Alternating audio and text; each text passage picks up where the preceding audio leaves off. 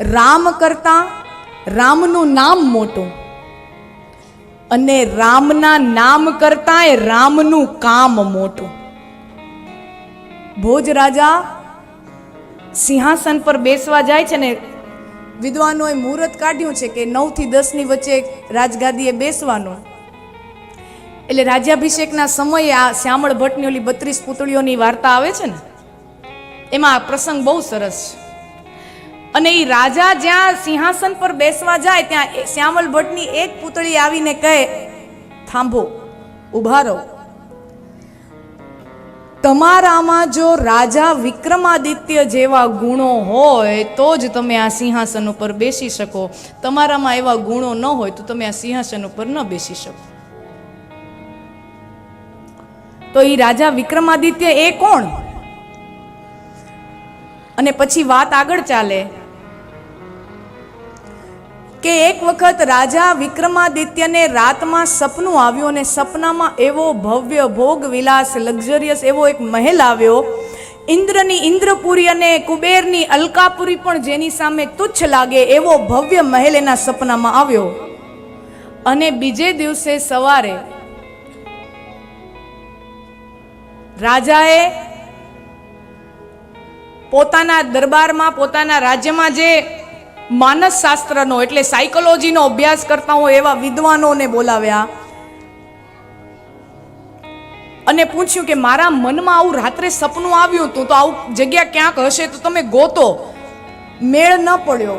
સૈનિકોને મોકલ્યા, કાંઈ મેળ ન પડ્યો. પછી રાજા વિક્રમે વેતાળને બોલાવ્યો.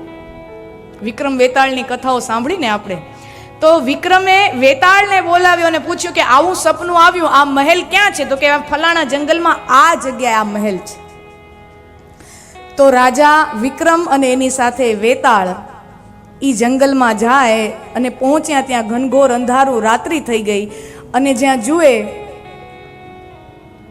તો કોઈ એક ઘરડીમાં એનો રોવાનો અવાજ આવે અને પૂછ્યું, માં કેમ રોવે છે?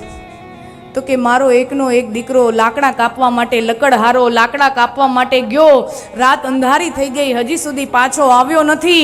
કોઈ સાવજે, કોઈ જંગલી જનાવર એનો કોળિયો તો નહીં કરી નાખ્યો હોય ને?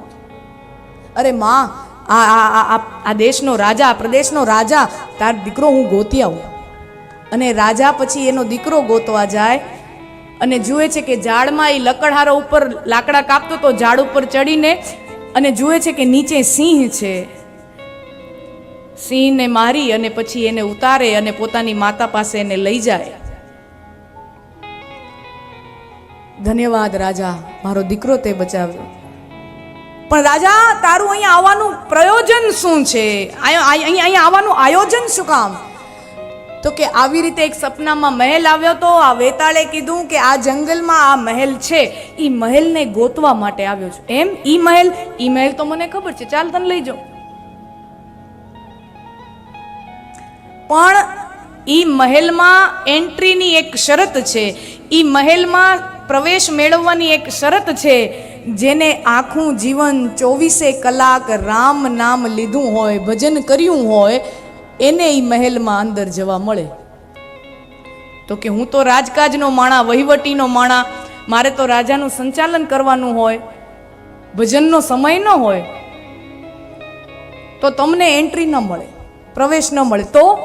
તો કે તમારા દરબારમાં કોઈ એવું હોય કે જે નિરંતર ભજન કરતું હોય, રામ નામ લેતું હોય, તો ઈ અંદર જાય, એની સાથે એક વિઝિટરને જવા મળે. આ કાર્ડમાં 2 વ્યક્તિઓનો પ્રવેશ છે એવું લખેલું હોય ને, આપ બંને ભોજન સમારંભમાં હોય ને, આપ બંને. તો તું ભજન ન કરતો હોય તો કાંઈ વાંધો નહીં, પણ કોઈ એવો વ્યક્તિ જો હોય કે જે નિરંતર ભજન કરતું હોય, એની સાથે તું જા તો એની સાથે તને પ્રવેશ મળી જશે. તો રાજાને તરત લાઈટ થઈ કે આપણા દરબારમાં એક પુરોહિત છે કે દરબાર ચાલતો હોય, બધી વસ્તુઓ ચાલતી હોય, મંત્રણા ચાલતી હોય, ત્યારે એના હોઠ આમ હલતા હોય, રામ રામ રામ રામ નામ જપતા હોય, હોઠ હલતા જ રહેતા હોય. એ 24 કલાક નિરંતર ભજન કરે છે, એને બોલાઈ આવો. પછી રાજા ઈ પુરોહિતને લઈ અને ઈ મહેલના દરવાજે જાય અને મહેલના દ્વારપાળો એને અટકાવે અને રાજાને પૂછ્યું, તમે ભજન કરો છો? તો કે ના, હું તો રાજા છું, ભજનનો સમય ના હોય. અચ્છા, પણ મારી સાથે જે આ પુરોહિત આવ્યા છે ને એ 24 કલાક ભજન કરે છે, એટલે એની સાથે મને પ્રવેશ મળે. તો કે હા, એની સાથે પ્રવેશ મળે. એટલે એને પોતાનો ચોપડો ગોઈતો. તો એની સાથે જે આવ્યા હતા ને એનું નામ ક્યાંય ચોપડામાં મળે નહીં, ચોપડા ફીંદી નાખે. અને એ ચોપડામાં નામ ગોતતા હતા. એમાં જે માણસ 24 કલાક નિરંતર રામનું નામ લે છે એનું નામ નહોતું, પણ ચોપડામાં ગોતતા એ દ્વારપાળોને રાજા વિક્રમનું, એનું રાજાનું નામ મળ્યું. તો કે રાજા, તમારું નામ તો આમાં બોલે છે, ભજનમાં તમારું નામ બોલે છે. તો કે હોય જ નહીં ને, હું તો રામનું નામ, ભજનનો સમય જ નથી. રાજાનું રાજકામ કરું, પ્રજાનું કામ કરું, સેવા, આ સિવાય ટાઈમ જ ક્યાં છે ભજનનો? ભજન તો આ કરે છે, હું નથી કરતો. અને દ્વારપાલો બોલ્યા કે રાજા, જે રામનું નામ લે અને રામના કામ ન કરે એને અમે ભજન નથી ગણતા. જે રામનું નામ લે અને રામના કામ ન કરે એને અમે ભજન નથી કહેતા. એમ આપણે પણ આ કથામાં કૃષ્ણના નામ લઈએ છીએ તો એની સાથે આપણે કૃષ્ણના કામ પણ કરવાના હોય. કૃષ્ણને વાલી છે ગાયો. અને આગળ સ્ત્રીઓના સન્માન માટે, દીકરીઓના સન્માન માટે કૃષ્ણ ભગવાન જે 16,100 સ્ત્રીઓ સાથે લગ્ન કરે છે. કૃષ્ણને વાલી છે સ્ત્રીઓનું સન્માન, અને કૃષ્ણને વાલું છે વિદ્યા, જ્ઞાન.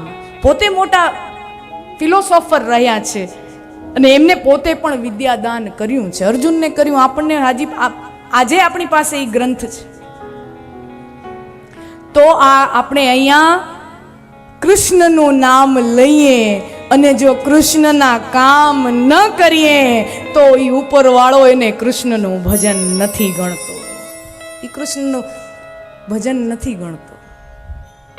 अगर ये वीडियो आपको पसंद आए तो लाइक करें और शेयर करना मत भूलिए और बेल आइकॉन पर क्लिक करना मत भूलिए लेटेस्ट वीडियो सबसे पहले पाने के लिए।